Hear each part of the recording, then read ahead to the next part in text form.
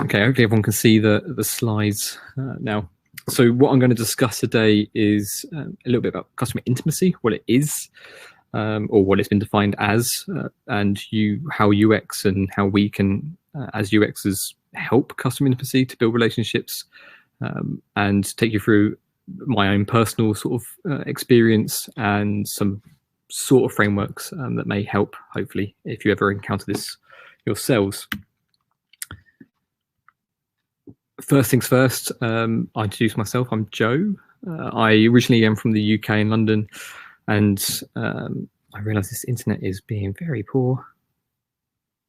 I have to try and keep an eye on that.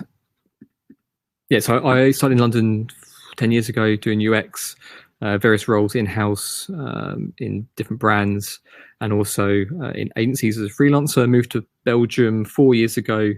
Started Profits. Brand was kind enough to take me on as an Englishman, not speaking any Dutch or French, and leading the team there in terms of UX, and now leading the team at Campus Antwerp for Interacto. My general expertise is in user research, experience strategy, design thinking, concepting, user testing. Clearly not very skilled at Photoshop.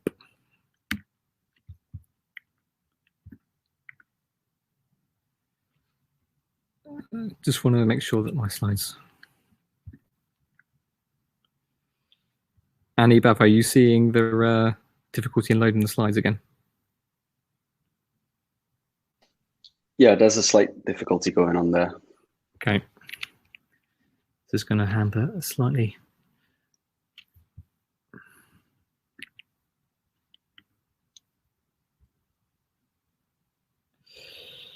Oof, it's going to be slow. Okay, I'll try my best to carry on with this difficulty maybe. So my focus of the discussion is to introduce customer intimacy, what it's been defined as, what it means in terms of business strategies, explain the UX role, how UX can help create impact for businesses, whether you're in a business or whether you're in an agency working for clients. So if you encounter this term, probably many of you have already, you're sort of armed with a bit of knowledge and also can help maybe tackle it from a UX perspective.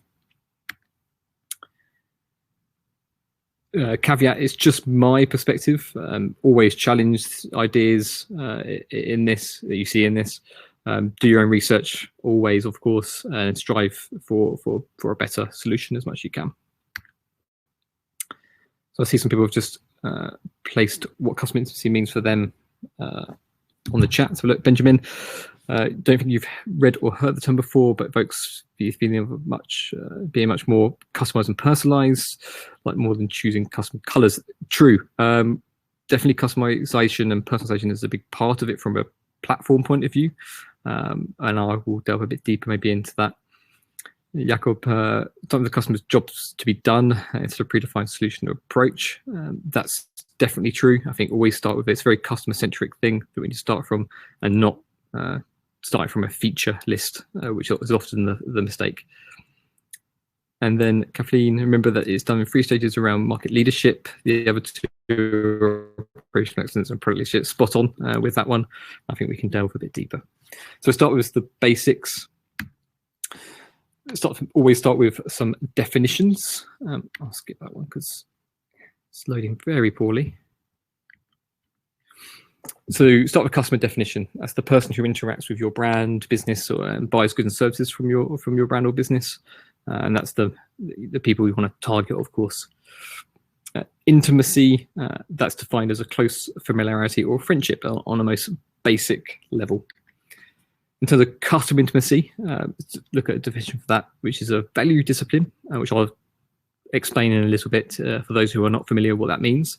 To put the customer at the center of everything we do, which of course is what UX is focused on, and understand their needs fully to create meaningful products and services in the time and form a trusted, lasting relationship with the customer.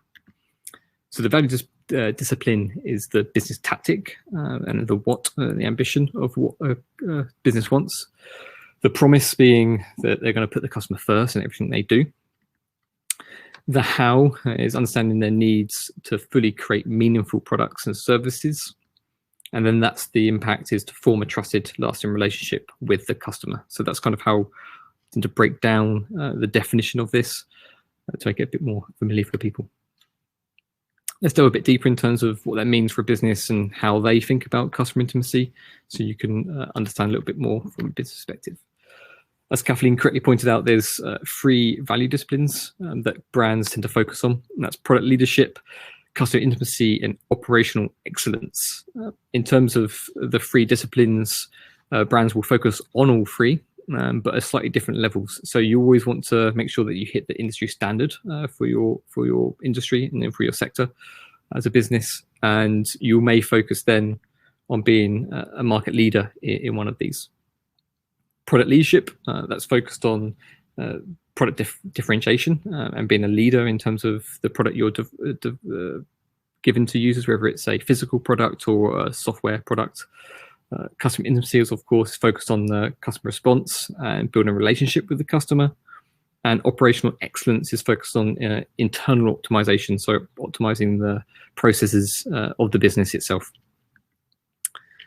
Slight higher, broader vision of that. The business that you may work for or a client you may work for will look at this from a market positioning perspective. So if it's a growth market, particularly if it's a startup, they probably are focused on a product leadership for the business. So just being disruptive in if it's a completely new way of doing something, or if it's a leading product in the industry, a new product, for example, a new type of application that's being developed for that sector.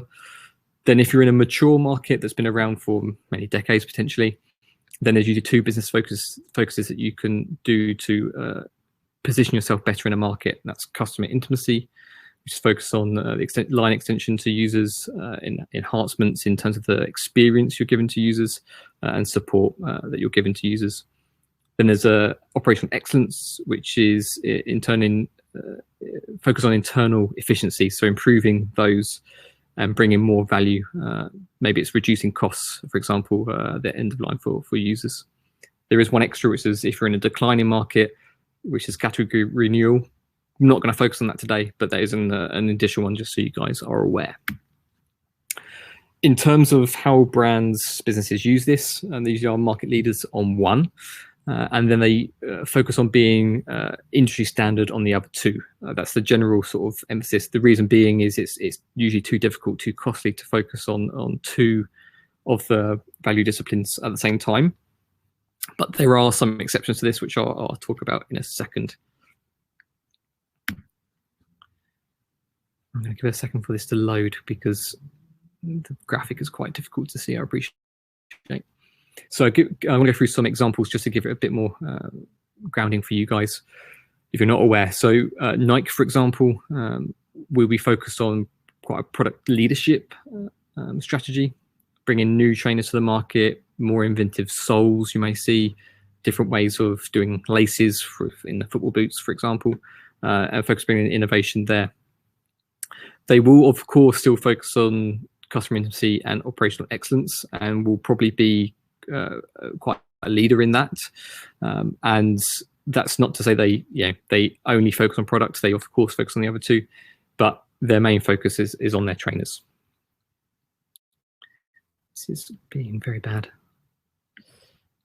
Okay, IKEA. I appreciate you guys can't see the logos here, but IKEA, they focus on operational excellence, that being on focus on the streamline of their own processes that also impact the customer journey. I mean, that's kind of clear, I think, hopefully for people that have been to an IKEA store, that they've completely revolutionized the way people buy products a few decades ago.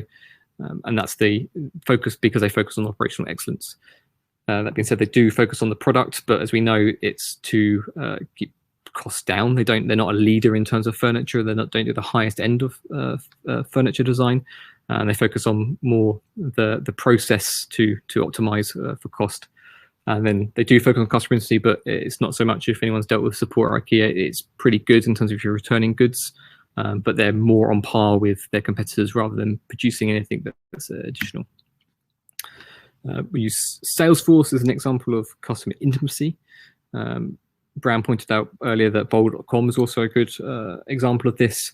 For customer intimacy, they focus on bringing the services that their users really need. So they take a lot of time in researching and understanding the business needs, so they can bring new features, new services to those businesses to optimize their own output. Of course, I said there are some exceptions. Amazon being the biggest one. That they focus on product leadership, not so much. If anyone's been on the Amazon website, they probably know that it's not the best website. They optimize in certain areas like checkout and stuff, but they don't focus on it too much. But they do focus on customer intimacy and operational excellence to be a market leader in both, which is clear why they're a multi-trillion-dollar company, because they focus on what customer needs. Their innovation in terms of the cloud services they did a few years ago is one example in terms of focusing on operational and customer intimacy. So there is some exceptions to the rule, but they're usually the big players and not so much the small players. Some of you may be thinking, yeah, blah, blah, blah. What does this have to do with UX or us as professionals and how we can use it? But I think it's important to understand that we talk the same language as our clients and all the businesses that you work in, and understand the business expectation, needs and ambitions, because that's the first step in understanding then how we can obviously help their users. So let's dig a bit deeper into customer intimacy specifically. Let me firstly take a look at the model for different phases of customer intimacy. Now, this is not an official model. There is no official model for customer intimacy, but this is something that's taken from some research and is something I've used currently in some projects. So, of course, model alert, but this explains the stages a user may go through to reach customer intimacy. It's not something that you will achieve straight away, of course. There's always a trigger to start with. That will be a need for a product or projects that's starting, depends on the business and you're working in. But then there's always the first acquainted phase, which is when the user first comes into contact with the brand or business. Then once, if that's successful, they move then to be hopefully being passionate about the product or service being offered by the brand. Then likelihood that they will expect some support in decision making, whether it's choosing products or whether it's more information in terms of services that are provided, depends on the business. Finally, then they're committed and hopefully they launch a project or they buy a product and end up being an intimate customer with the brand. If they don't success, of course, the divorce happens in a relationship, and then that always happens, of course, to some people. Unfortunately, we try and stop that with good UX. The first thing to say is that it's really, really difficult to achieve true customer intimacy, and very few brands have customers that actually report high intimacy on the studies that I've done. The way I've kind of visualized it myself is that if you imagine a speedometer in a car and you're putting energy into a car to accelerate it, that the speedometer will move through the phases. But if you stop with any focus or drive any value or investment in terms of energy and time, it can very quickly drop off and you lose people. So that's kind of how I try and visualize it. And to reach a top speed or true intimacy is very, very difficult. The research we found from a different university found that the average customer that report intimacy for a brand is only 13.7%. So it's very, very low, which is an indication that, yeah, it's very, very difficult to achieve. They looked at 5 different sectors. That was banking, health insurance, supermarkets, mobile telecom, automotive. So maybe not all the sectors, but they focus on these 5. The highest were automotive because of the usual human-to-human contacts at the dealerships, builds more intimacy, customization of the car, and attachment then to the car itself. Banking being also quite high compared to the others, because obviously people have invested their money into a bank and have an invested interest in that, and use the relationship maybe with a bank manager on if you're a good customer. Then The others are quite low, and even the automated banking are still quite low. So why is it so difficult? We often see three mistakes that are being made by users. Users, businesses, sorry. The mistake number one is not having the right data or enough data, or worse, not using any data at all in terms of how they create their proposition.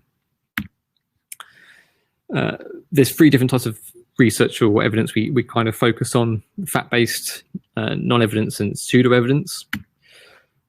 Obviously, as UXers, we always try and focus on fact-based. So actually understanding the user behavior and the gaps and opportunities in building relationships with users, and importantly, when they need potentially human contact and when not.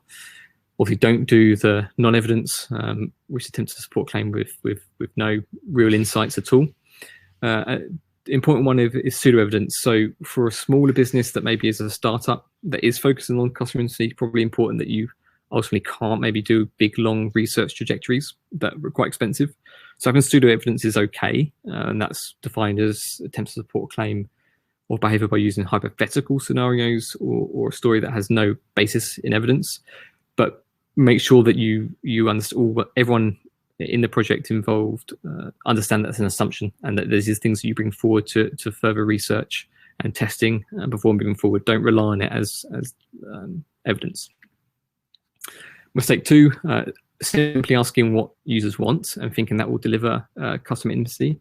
As we know, as UXers, if anyone's done research before, just using a survey, for example, and asking what users want in a platform will give you some answers, but they ultimately usually don't give you the answers that actually will improve the experience for users. And users often don't even know themselves what they want and what will actually help their experience improve. Mistake number three, believing that customer intimacy should be achieved at every stage and every touch point. The reason for this is that it's not really attainable or sustainable for a business to reach customer intimacy at every touch point and at every single phase. It's, as I said earlier, it's part of a process. You have to support a user or customer through certain phases, but that doesn't mean you will be able to reach intimacy at every dealership that you go to if you're a customer, if you're a automotive industry, for example. This is one example from research that explains the phases and the drop-offs at different phases. So the acquainted phase, which is when you first meet brands, was designated as one of the most important points, which customers drop off. I think that's quite self-explanatory, that if they don't really fulfill the expectation that you have, or they don't share the values that you have, you're going to leave that brand straight away and not even engage with them any further. The other critical point was between being committed and being intimate. So that's the buying point. I mean, it's quite clear, I think, for everyone that that's a critical phase, and that's where you get a lot of drop-offs. And those two phases is where most businesses will focus their attention. The in-between phases, in terms of customer intimacy, is not usually a good place to focus, because it takes quite high investment but has quite little payoff, which is the sort of turquoise line you see here. Whereas the acquainted phase, if you succeed at that, is really usually a good boost to keep a customer through until they're committed. Then you have to make another good effort at that stage. Mistake number four is relying just on a single channel and not relying on the human contact. Is still very important, if not the most important factor in achieving customer intimacy. So I suppose the question maybe people are asking is, what can we do as UX people to help our customers or our business? The process itself remains the same as what we all kind of understand, that you have to do some research, to understand what the business needs are, understand what the user needs are first before doing anything else. And then from there, once that's defined and you discover the problem, then you can ideate the solutions and test. So that the process remains the same, and it's something we're all quite familiar with. In terms of what our responsibility is, that's to understand and research the user journey. Of course, I think a lot of people already do that. Then align the business or client to the user-centric needs. Then after that, we can align these to the customer intimacy phases and identify where we should put the most focus, what will bring the most value for users and for the business. And then if we're designing for a website or a platform, then we can define the role of the platform, whether it's to focus on the acquisition of customers or whether it focuses on a later stage of customer intimacy and their user journey. And importantly, identify a measuring plan to how we can measure the customer intimacy. So understand research and the user journey. I think the first point, of course, is to understand the emotions and motivations of users. Then where are the human touch points, human touch points for the customer, and where that is the most important, at what point it is the most important for users to have the human-to-human contact. And then you can decide what business resources you put, or the client can decide what business resources they put to each phase more accurately. And then finally, it's benchmarking and measuring, of course. One example to tell you about is an architectural firm we work with. They had products that were used by architects and specialists. They focused previously on product leadership. The problem they had was that their products were easily copied by competitors manufactured in China at a lot lower cost. So they were getting squeezed by their competitors for price. But they provided a lot of extra services that their competitors didn't. So they wanted to focus on the customer intimacy. They had quite a high level of customer intimacy post the agreement of doing a architectural project with them. But the first phase, they didn't really have a lot of knowledge of, and they didn't have a lot of data from their website to identify people and know what they wanted. So they couldn't really evaluate at what points they needed to focus on. Then first point of call was also to do a user journey map. They didn't internally have any user journey maps mapped out. They tried to do this quite a number of times, but failed because there's too many opinions inside. And we discovered that was largely because it was not focused on any data. It was largely just sales teams' opinions in terms of their interactions with their clients. So we used some more stakeholder interviews. They had already done some user interviews before we started, so we utilized those, a user survey, and utilize CRM data to try and get some input, and then more sales team interviews to establish a bit more of a journey map and to get some more user-centric thinking in the business. What we found from an intimacy point of view, these are key insights, was that physically feeling the product was very important for users in building early passion for the brand. The brand lacked a lot of data in early phases, as I said. They relied a lot on word of mouth between users to discover the brand, which was out of their control and something they wanted to improve in terms of getting more awareness of the brand. The big point was from a new insight that the university courses that specialists went on, actually that's when they became the most aware of the brand itself. So it happened quite an early phase for them, and the intimacy being built was actually through their lecturers who would recommend this brand. So they didn't realize that actually they could put more focus in terms of highlighting their efforts with universities, with courses, and showing that they actually made more value for students through website, through social media, to build more intimacy. The one thing was user expected more local imagery. So they were a multinational brand, and users expected more imagery that focused and reflected their values. So, for example, Scandinavian imagery in Norway and Sweden markets, which was missing from their marketing material. The human contact was important, and actually, of course, they had a lot of human contact after projects were launched and after users had already decided the products they wanted to use. But actually, users wanted a lot more human contact earlier in the process and understand the products in a lot more detail, and that was kind of missing for users. So that intimacy level was actually being asked users a lot earlier. And then one in terms of UI was that the poor product configurators led to a lot of poor or incorrect product configurations, and then internally their project managers had to spend a lot of time fixing those configurations, and also then led to a bad first experience, a bad first acquaintance with the brand. Oh, sorry.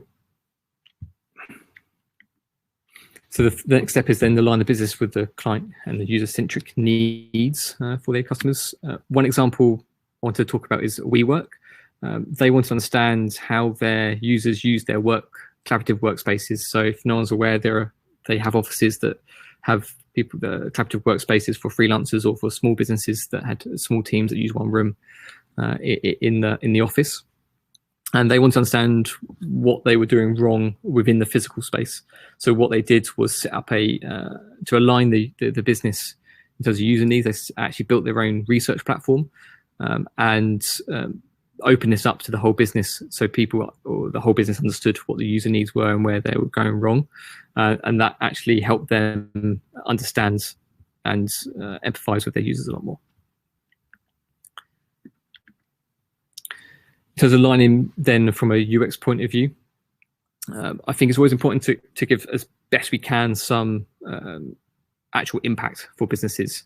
There's a simple formula we can usually use for this, which gives a very high level impact cost, and that's using any research finding you've had, so the pain for the user, multiplied by the business impact, which is the effort for the business, should give you some costs, and cost can be time or it can be monetary for the business, and that gives the potential gain.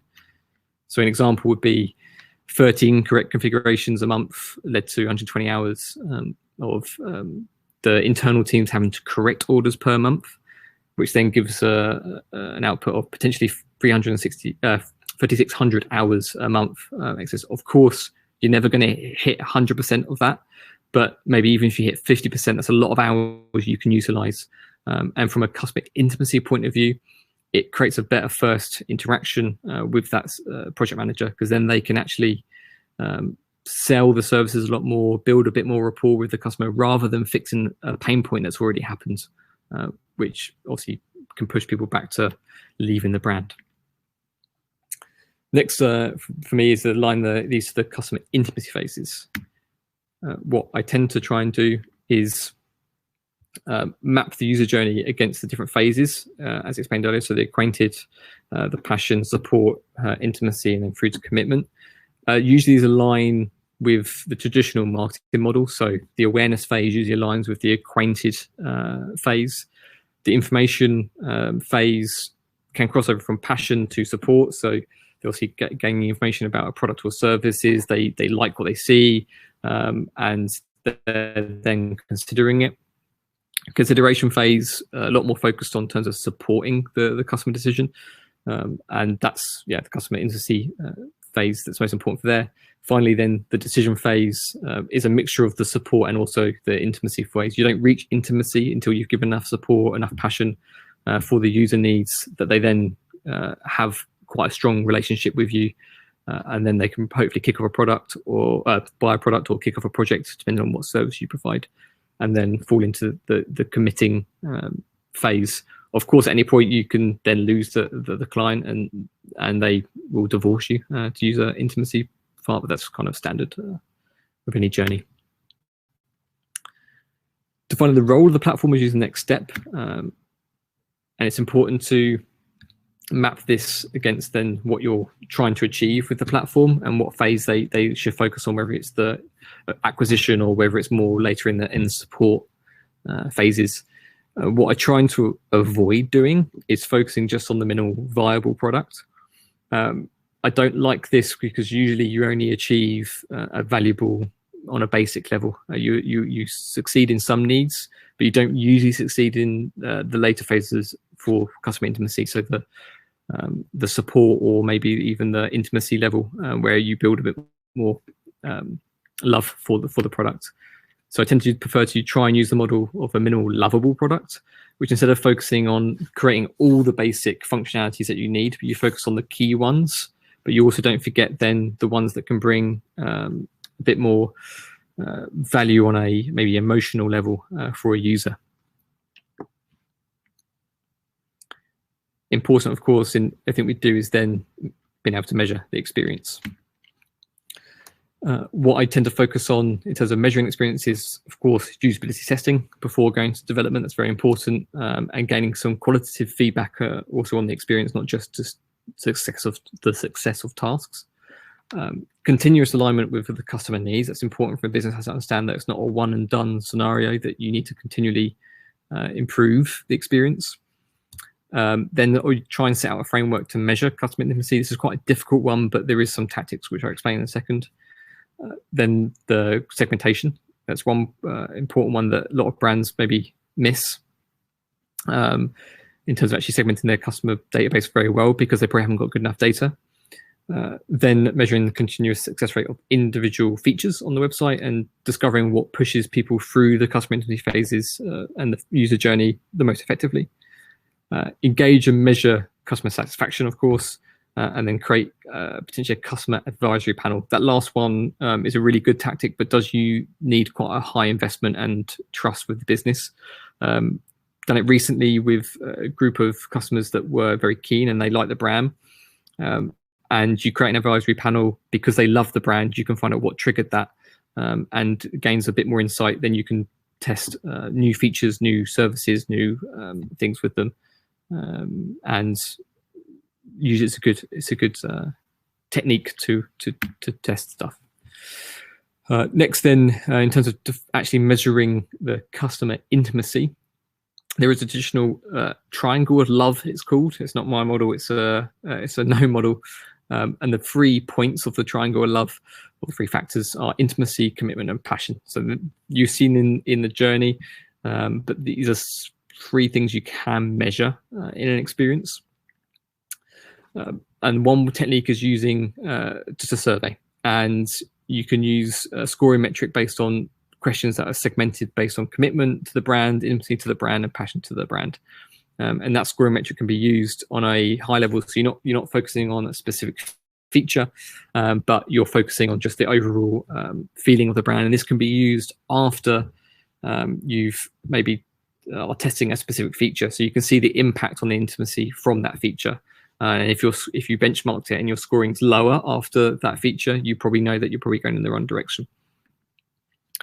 Then for measuring actual features system, this is not to do with customer intimacy, but this is a combination with the customer intimacy measuring. Now you tend to use the SUS model, system usability scale, which many of you have come across. I won't go too deep in this because it's probably a whole talk in itself in terms of how to measure this, but I usually combine the two with some customer intimacy surveys.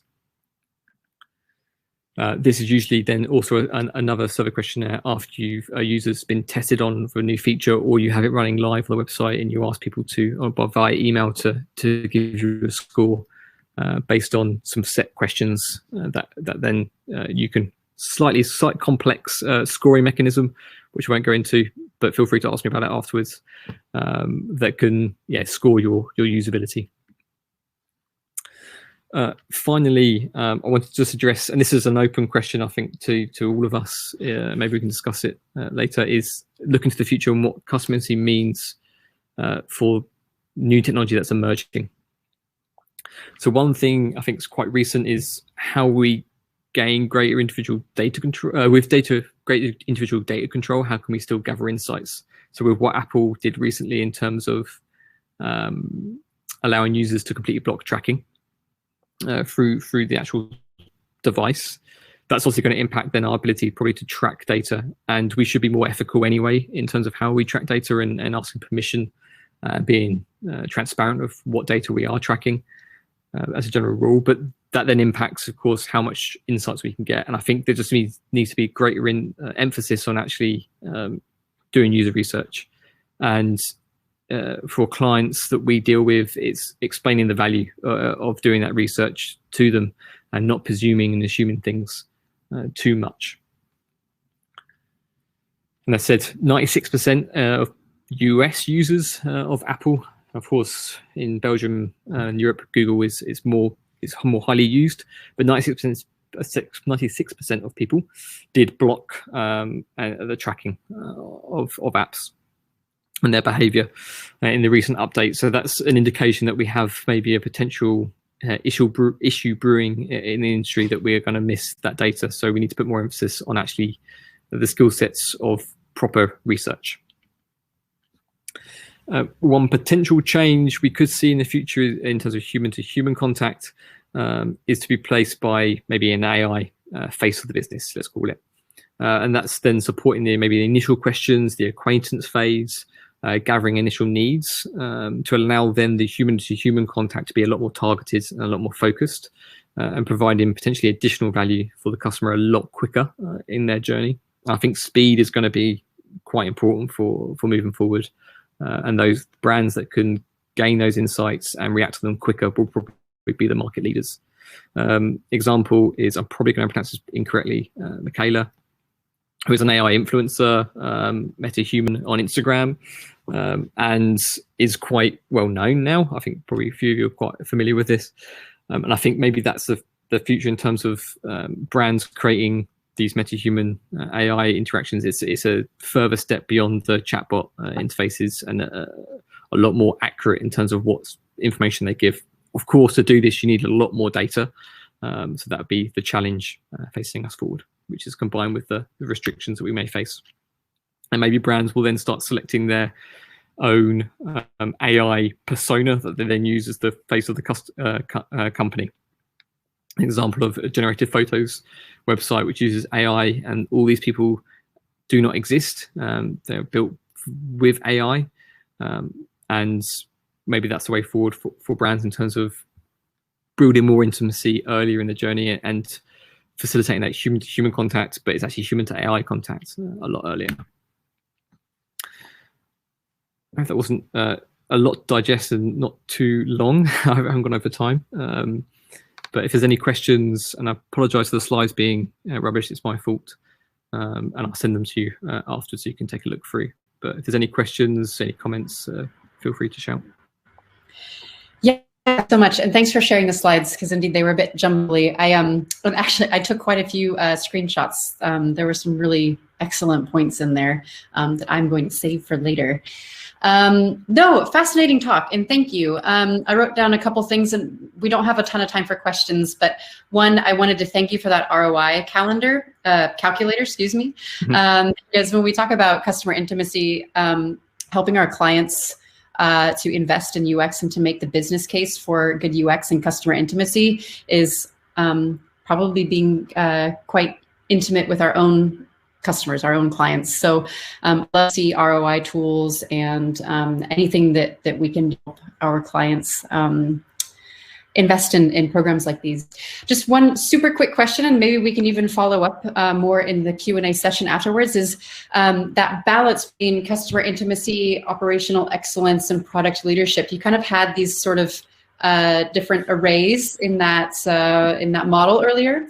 Are there like industry benchmarks for where certain different types of companies should fall?